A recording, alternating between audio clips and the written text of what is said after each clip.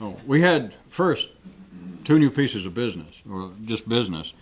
One is it's beyond our control, since we're not in that particular commercial endeavor.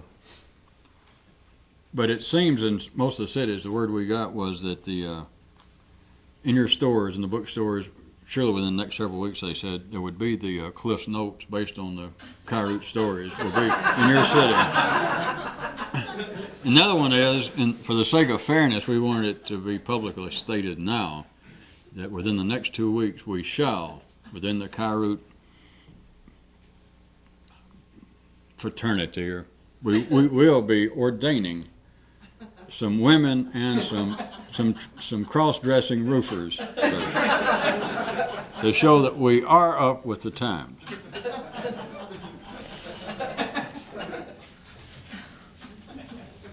Would you like to look on your house? No, I don't.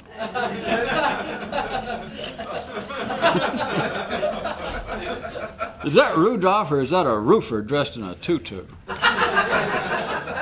In either case, hand me the rifle. All right, what we're trying to do, folks, is, you know, people write down the pages of the Kairoots that were just read, and somebody gets up here, tonight it's my night, and try and make some additional comment, and here we go. Number one, Ann Kairoot said, whenever the slim bridge would seem perilously close to collapsing, men would say to one another, for God's sake, don't stop talking now. There is one dug down in here way in about the certain rebellious range hands who have pointed out that certain kinds of noises and speech amounted to cattle whistling in the dark. May I take the bold step of suggesting that that is not what this means. That it's not referring to men saying, for God's sake, don't stop talking now. Because even at a very crude level, you could find, I'm sure, actually happen, you could find men in dangerous situations, men in battle in a foxhole together, and they will talk. And it is, I'm sure from an ordinary view, if we had a psychologist here, do we have a psychologist here? Hand me the rifle.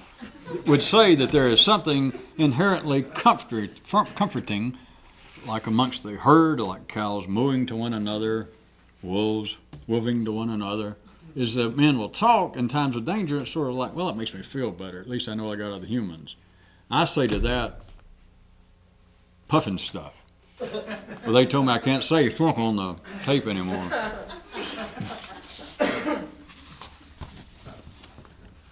I say to you that this is something else. It doesn't mean that the bridge, this slim bridge, can you figure out what that is? Slim bridge. Think about it. The slim bridge on which, it doesn't say this, but on which all men are taking a stroll. This slim, Kairoot didn't say flimsy. Slim bridge. That when it is seems dangerously, perilously close to collapsing, I suggest to you that the men do not say to one another, for God's sake, don't stop talking, on the basis that they're getting frightened, they'll make them feel better. Even cows, wolves, mooses, elks, Shriners can do that. I suggest to you that this is something else. It has not to do with fear. It has to do with keeping the slim bridge from collapsing. For God's sake, they tell one another, don't stop talking now. Can everybody fill in? Nobody volunteered from the Hoskins team, but can somebody on your own fill in? Hint, hint, wink, wink. That it's not to inspire and give one another some sort of, or is that verbal comfort? How about if, hint, hint, that the talk itself keeps the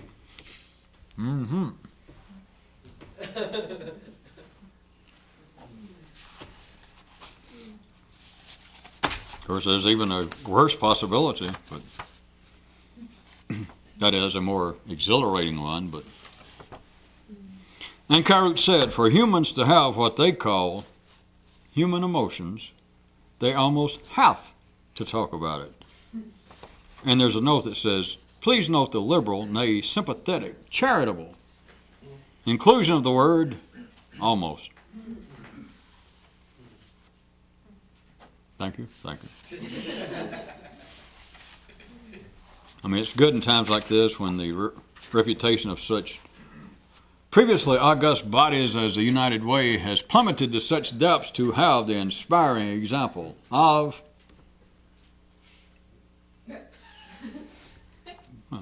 shows like this that do not engage in cheap profanity nor solicit money or try to sell you anything.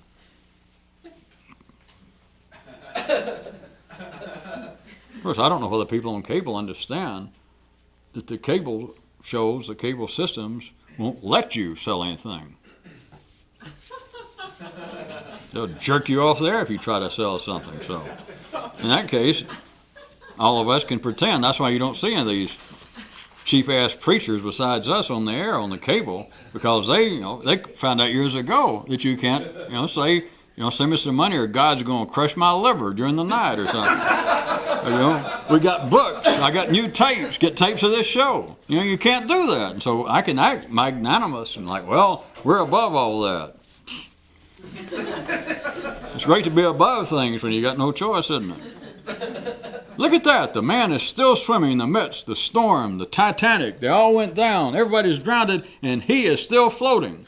He is still swimming. What a great person. And you find out the man is just scared peeless.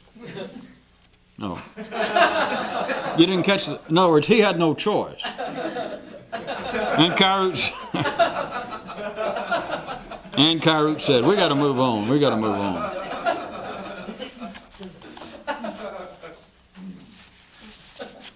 I know it's hard verbally. It's difficult. It's tricky to try and point out things that have no choice, because when you put it into words, there's always a choice, because once it's put into words, there is a choice, no matter what it is.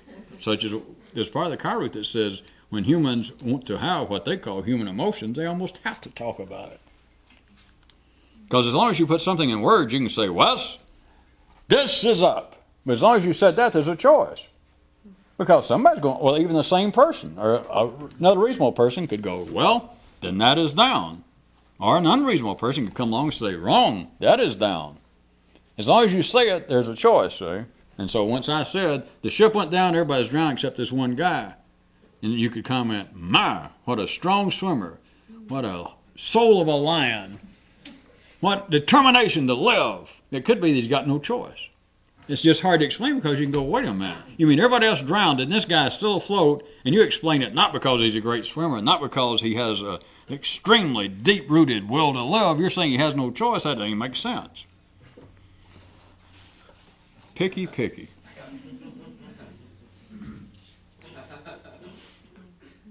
And Kairouch said, there were several tonight strung throughout here, I guess you call them, about role models that humans like to talk about and think about. And Kairouch said on page 18, the hunger for a role model reveals a weakness for psychoplagiarism. Huh? Do we have to stop along here? All of you that watching TV and even here should have some taste for the creative, for being an artist. Some of you that sing there with your remotes may even consider you're an artiste. And so therefore you should have an extreme distaste for plagiarism. But what are all role models? How about a man who would consider, since we're running out of time, I can get crude. I can get in your face like a wall. A man who is trying to be an artist, a man struggling, going hungry on purpose, wearing a beret if it was 30 years ago. I don't know what they're wearing now. Maybe a cheap hairpiece that looks like a beret. But a man struggling to be an artist, a man struggling to be creative.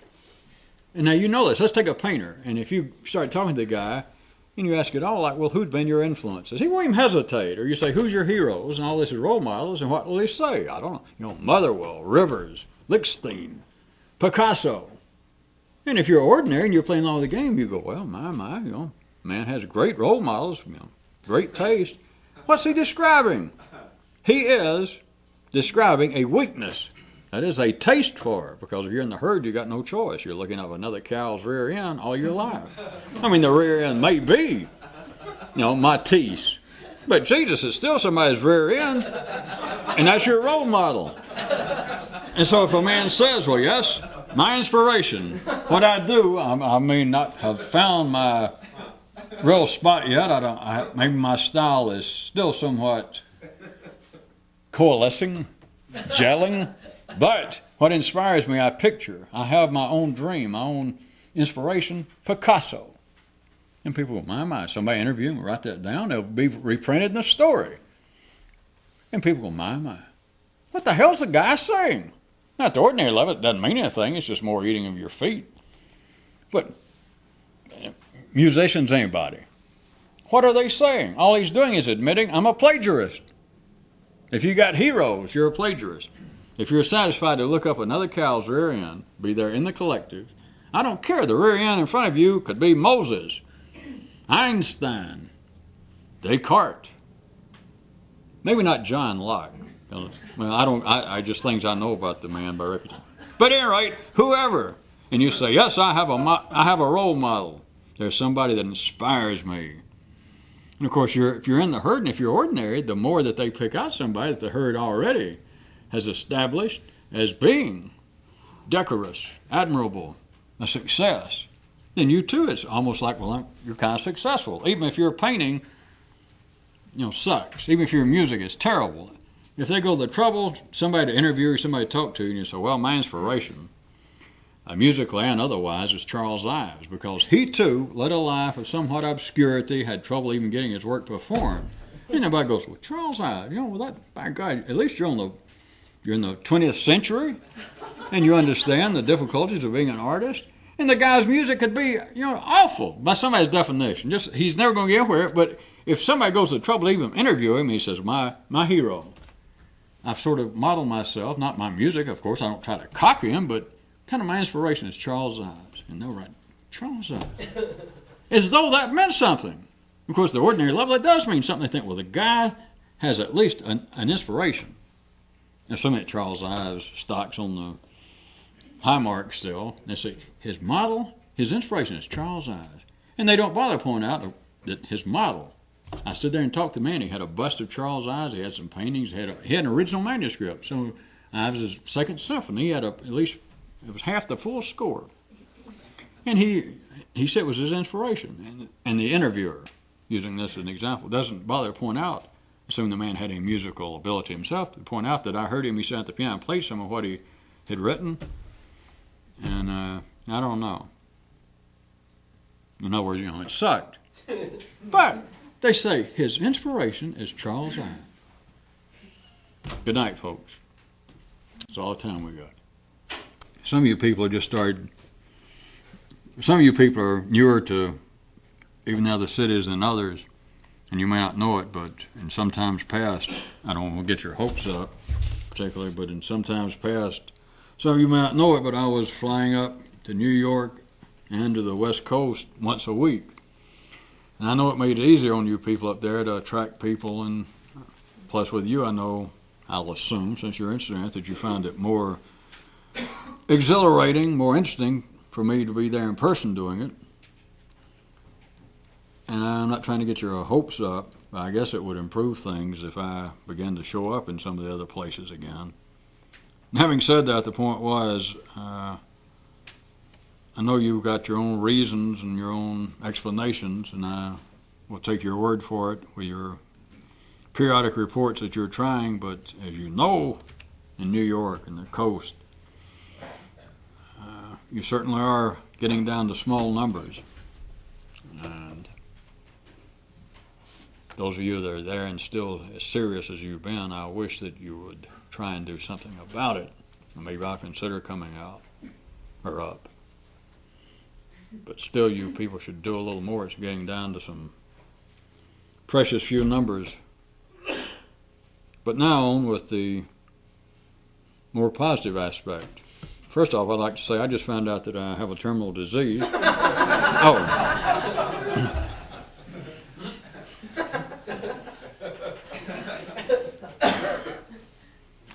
Well, I guess in some quarters that could be, compared to some shit, I guess that could be positive stuff.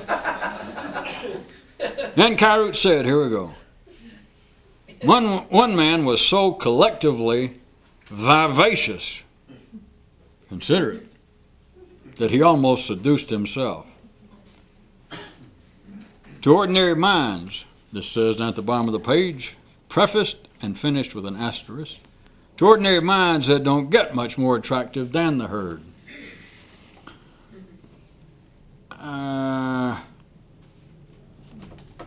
Surely you can follow that. One man was so collectively vivacious that he almost seduced himself. To ordinary minds that don't get much more attractive than the herd. This has been open throughout history, what this is pointing at, to social critics, Commander Sarcasm, and other people who come up and say, well, people sure can get self-confident. People certainly can get pretentious. People out in the world, of course, these kind of critics, normally that's the basis of the old attack on critics of all natures, is critics are people who couldn't do what they're criticizing to start with, so they become critics. It's for them to pick on aspects out in the secondary world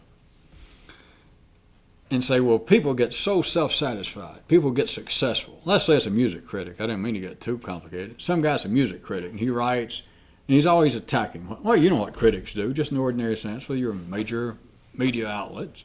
And somebody points out, hey, the guy used to try and write serious music. I remember he wrote a damn symphony all the way through. And they finally got down to the point they got the Hershey, Pennsylvania Symphony, one night to try to play it, and even the people in Hershey left. And then he became a critic, and now he's Mr. Know-It-All. Now he writes the New York Times, and now he picks on everybody. And all he is, he was failed at what he tried, and now that's what he is. A guy tried to write movie scripts, tried to sell them, and he was no good, and now he's a critic. That's an old story. But now consider this Cairo. The critics will point out that somebody that, in a sense, has become successful, smugly so, serenely so, that they're almost seducing themselves, that in some way they have lulled themselves into an intellectual, they would want to say artistic probably, but an intellectual fool's paradise. It doesn't get any better than that. That is, at the ordinary level, we're not talking about anything extraordinary, but that is the height of success. Not just to be successful, but to be so successful that you're in a kind of dense state of bliss. That is success in the city. But the reason I went through the critic part, notice, because you've got it in you. Don't worry about some smart-ass critic on the staff of Time or Newsweek, because you've got it in you to see somebody that's successful in life, especially if it was some field that you originally had natural attraction to. But to see somebody that's not only successful, but seems to gloat in it. And you think, boy, being successful is one thing, but to have that kind of bronze peacock strutting attitude is just too frigging much. That it's just uncalled for. We're beyond the point of it being untoward and unseemly. It's just despicable. Wrong. Even the Hoskins team, if they'd chosen to play, would know better than that. That is the height of success. That is why, at a certain level, it was pointed out that a man was so collectively vivacious that he was so well fitted into the herd, his nose right in somebody else's rump, his rump feeding somebody else's nose, and everybody, all the cows, shoulder to shoulder. The sound of collective wisdom, reeking of moo and of cow shit. That is the epitome, or epitome for you people in Alabama. That is the apex, the zenith, the supremiono of success. Is to be so vivacious that you would hardly lower yourself to go out with anyone else. That all you do is, if you're not close to a mirror, at least you just take your own hand and go, That is it. That is what feeds the world. That is how the world feeds itself. To ordinary minds, page 22 concludes, it don't get much more attractive than the herd. If you got any doubt, then notice where everyone stays. Why does everyone want to be popular? Why does everyone want to be fashionable? Not because they're dumb. That is where the safety is. That is where life intends you to be. Life ain't got time to go wandering off with a whole bunch of strays, wandering down in gullies and getting frozen halfway between Austria and Italy. Life wants a nice, stable herd. And it has it. It has it in hippos, rhinos, wolves, moose, and man. And in fact, with man, life, I don't see any, I'm not going to tell you there's any great wisdom or intended wisdom behind it, but life, in fact, is a bit more charitable to the strays and humanity than it is in the other gregarious herds, such as with wolves and moose. It seems to be, proportionately speaking, I won't guarantee this. Hell yeah, I'll guarantee it. Sue me. I don't know. But it would seem that there is a, proportionately speaking, life is harsher on a wolf. A moose that will wander off by himself and become a stray, that life seems to be, ordinary people say nature and etc., would be harsher than it is possibly on a man that might stray off from the herd. Because a man, life might not kill him. Of course, come to think about it, could do worse, because it might put you under the auspices and kind comfort and courtesy of the state. That is, they might put you on a farm and take away your shoelaces and say, you get oatmeal free 3 times a day, but it's free and you get all you want. Plus, you don't have to pay any taxes anymore. At any rate, the point was there is nothing so attractive as the herd. That is the epitome of it. Notwithstanding the fact that critics pick on the collective. The Captain Irony, Commander Sarcasm, throughout history, the gadflies pick on the collective. But to pick on the collective, you got to be in the herd. So anytime you see somebody criticizing, it's an easy way to describe it is a kid locked out of the clubhouse sticking his tongue out is the easy way to say it. It's more complicated and much more direct than that. But anybody that's criticizing the herd, anybody saying, well, the collective, the bourgeoisie of the art of man's art realm, his intellectual realm, his cultural realm, is of no consequence. And it's only the strays, it's only those who have the integrity, the heart, the soul, the talent to wander away from the herd and to strike out on their own. It's only them. And they can pick out examples, and it sounds like it's going to fly just straight as hell. Look at the Picassos, look at the Rembrandts, look at Socrates. No, it was people who had the fortitude to wander away. They didn't wander real far. You were supposed to went, no, it was supposed to be in the end of it. They didn't wander far. You wouldn't have heard of the mother friggers. Yes, they were men of their own. They were true frontiersmen, explorers, men who only went by their own counsel. Well, that may be, but they had a PR man. They had somebody taking notes. Because you heard of them, or else how are you saying, yes, you named the example. Yes, sirree. Erasmus was not only a rascal, but the man was a rebel. Well, how come you heard of him? I mean, it's like one cow stands up in the middle of the herd and says, I, for one, do not particularly like the way that this whole thing smells. But notice he is still in the middle of the herd.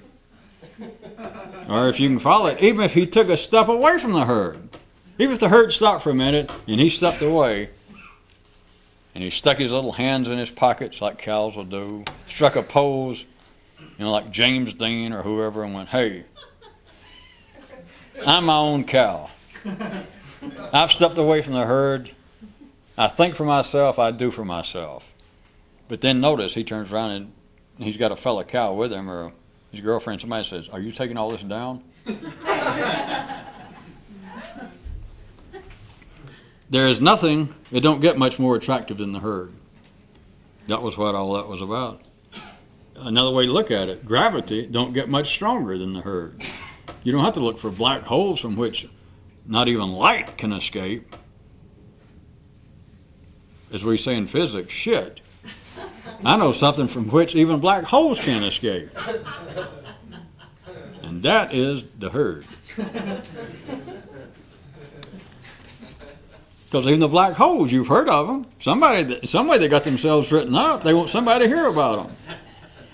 Even if it's what you hear is, hey, because I guess the way they describe it, if light can't even escape, then sound can't. But if that's true, then how come you heard of them?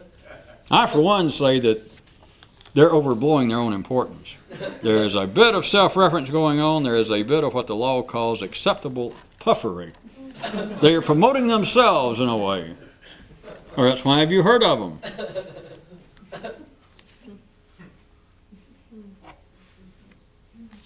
And Kairout said, it was more of Kairout's neural aeronautical news. Everyone's mind has an autopilot, but most people salute theirs and call it captain.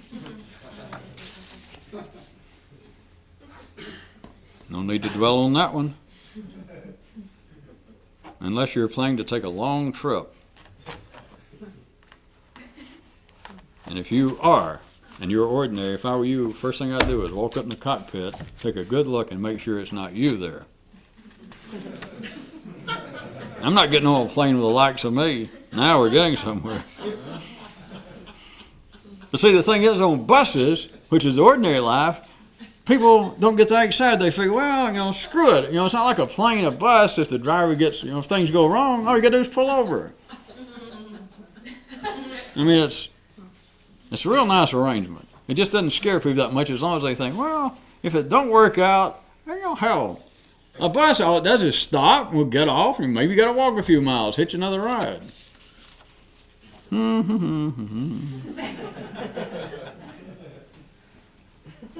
And Kairout said, there is only one form of torture acceptable to a revolutionist. That's what that one says.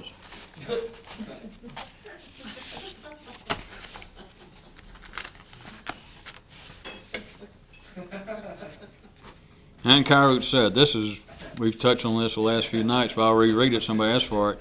A man told his kid, if the story you have to tell, like a whole quote, story you have to tell. This is a little longer than just self-reference, or if you can follow it, it's a bit wider in its intention than just personal self-reference.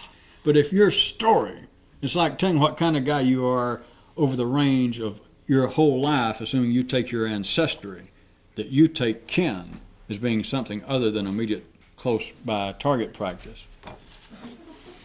That the story you have to tell is like me and mine. Like the story of me and me being emblematic of all the great people such as myself.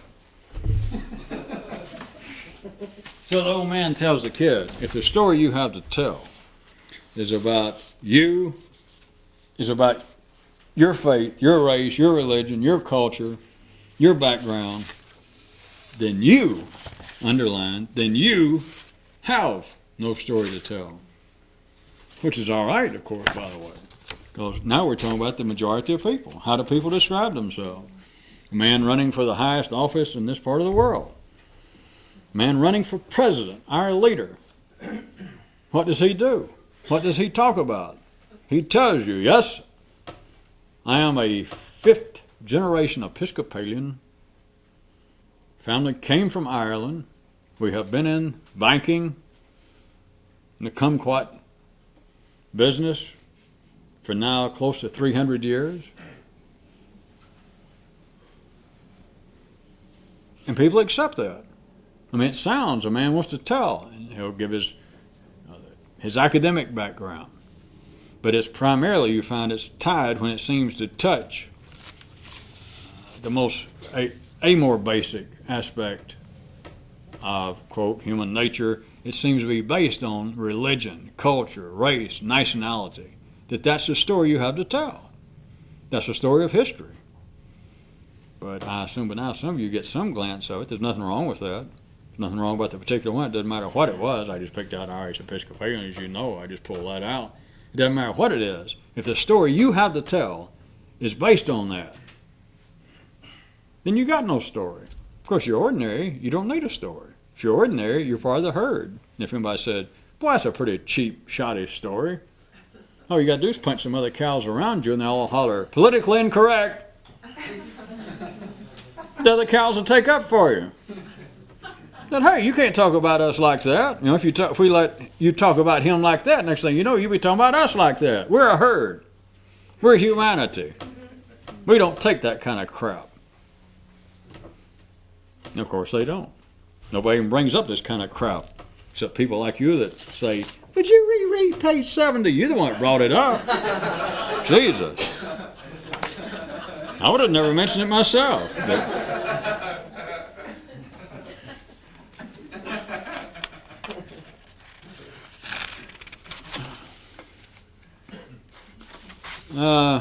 I assume, didn't get a lot of reaction, but somebody asked for it, that you people know a little showbiz or musician kind of talk, don't you? I'm going to reread it. And Kyrut noted, whenever it come time for a little freewheeling improvisation, and the band leader would call out to some of the musicians, take it! The serious ones couldn't. You know, said, take it. I'm sure it's a little outdated, but I'm sure they got some version now that probably things are cool enough. Now you kind of nod, but for years what you'd do if you're up there, a little jam session, you know, whoever's kicked it off and called the tune, and the band leader, as it was put in the Kyrut, he'd look around at the guy, and, you know, let's say the band leader was a sax player, and he plays a few choruses, and then he turns around to the trumpet player, and he says, take it. You know, you take 3 or 4, and you go. And it turns out, according to this Kyrut, that whenever the band leader would do that, the serious players, when he'd go, take it, the serious players freeze. The serious players can't. Of course, they're the ones, it's good, because they're the ones on whom we're depending to open the banks, open up the kumquat stands for us tomorrow, pump the gas, get the gas out of the ground, bring it over here, build cars, do almost everything. It's the serious ones, they can't take it, so don't pick on them. God bless them. Oh, God bless them, so to speak. But if you holler, take it, they look like Dan Quayle on a slow day. No offense to Republicans. Look like Elmer Fudd. I don't know. I get they look like a deranged weasel. And like you say, take it, and suddenly they freeze. Right? But they don't freeze when it comes to running life. But you know, there's been several Kyruts. All of you should just point out that some guys were talking in a Kyrut a week or so ago. One guy pointed out, and he said that he'd come to the realization that life, the leaders of our life, literally, are just pea brains. And the guy, you know, thought, well, you know, I guess you're right, but it's curious that it doesn't seem to have any effect. All right, so I like it alone. Of course, I know why I like it alone. It scares the shit out of the rest of it when you think about it. Well, that and it annoys you. It's one or the other because you think, no, it can't be true. And if it is true, woo! And Kyrut said, well, he just did that one. Indirectly.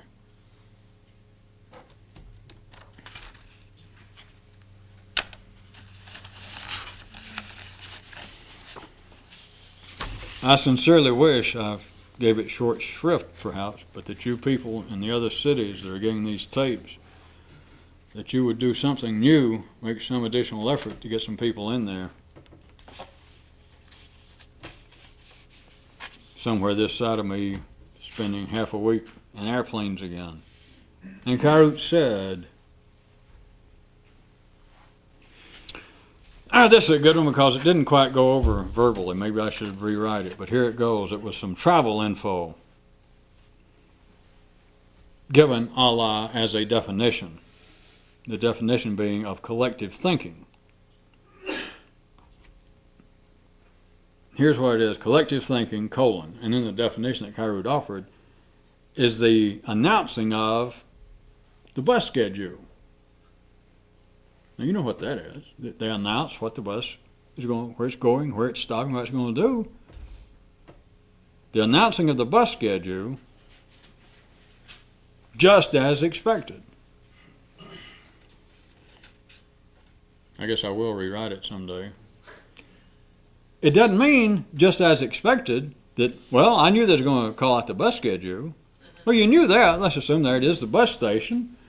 and you're waiting for your bus, or you're interested, and periodically they announce. And so you're waiting. You know they're going to announce the part of just as expected. Doesn't mean that there was a new announcement of bus schedules, because everybody knows they're going to do it. So here it is. If you're listening, then it's to get info, to get instructions, that you need something, or else you wouldn't be listening. Follow me. So they're starting to say, leaving in 5 minutes, and let's say that what you're interested in was going to leave in 5 minutes, so you think, all right, this is mine. So you listen. They say, leaving in 5 minutes will be the bus. It'll be going Oklahoma City, Flagstaff, Albuquerque, and you start listening, and they name where they're going, so you're listening. But now follow. Collective thinking is the announcing, the calling out, the detailing of the bus schedule, just as you expected. In other words, you're sitting there waiting for them to call it out. But collective thinking is they call it out, and it's like you nodding or taking notes from yes, yes, yes. But it's just what you knew it would be. That's collective thinking. Aha, something, wait a minute, give me a pen so I can write this down. And what you're writing down is just what you expected to have written down. That is collective thinking. The announcing of the bus schedule. Wait a minute. Everybody, wait, I need to hear this because I'm going toward my ultimate goal, of course, is Southern Cal. Get down around Encino. So I'm listening. And they call out all the stops. And yeah. And they get through and you think, well, God, that it was worthwhile. But it was just like you knew it would be. That is collective thinking. Maybe I can't rewrite it and make it any better. Let's do it the easy way. Listen better. Damn it. And suddenly, standing by the window, one of the junior funks of the previously mentioned Funk and Kairoot Publishing Company, one of the junior funks was suddenly struck after listening to this and understanding it better than some of us did. He went, "Geez, do you realize?" One of the junior funks of the firm. "Do you realize if words actually had any meaning, they wouldn't need to be defined?" But then there's a note that's, I guess, from Kairoot that says, based on that kind of intellectual falter and behavior, I fear that the lad has very little future upstairs in the boardroom. In other words, you're not going anywhere with that kind of attitude. What kind of attitude is that? Well, the kid down there looked at a wall and went, huh? Yeah. No, he won't make it upstairs. Much more of that, he won't even make it downstairs, sweeping floors. They'll have to come down and say, "Hey, you, get the funk out of here."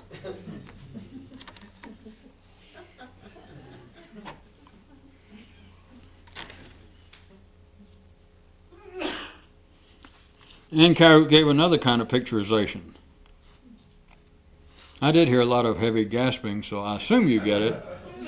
I could have put in rolled up, laid up in a circle, but it goes like this, picture non-polarized thinking as like a snake inside of a coiled up garden hose.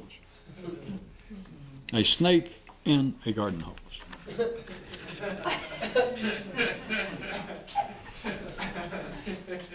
It would almost give a whole new meaning, even if you were Spanish in origin, but a whole new meaning to the normally used military term of fifth columnist. If any of you understand that, the ultimate viper in our midst, the supreme Benedict Arnold inside of my coffee can, a snake in a garden hose.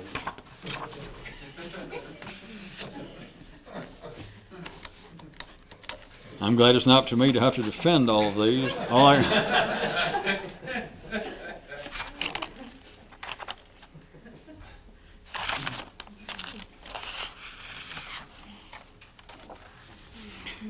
Right toward the end, I didn't even note it to the readers, because sometimes when I know that they're sort of connected, I don't even point it out in these notes to the readers. Not that it makes any lasting difference. How do you know? But I'm going to read 2 or 3 of these one-liners quick, because there is possibly a thread. A definition that starts out this little sequence. Neural fatigue for the ordinary, the natural elixir of the dumb. And one guy's personal motto was, the thrill of victory, the agony of wanting it.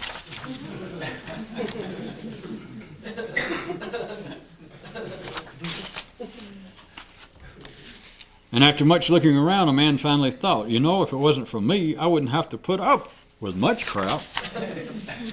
And then Kyrut, the energy surveyor, said, even where no dialogue is seen, a dialogue exists.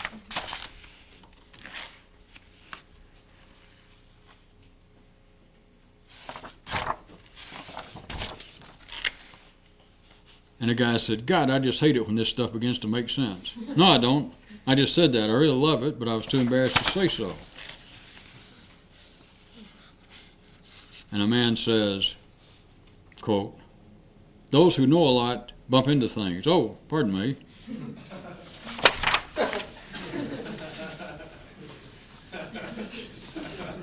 Even where no dialogue is seen, a dialogue exists. Or else you would be looking at true desert. And there is no such thing as true desert, unless you think there is such a thing as garbage. Thank you, and fly safely.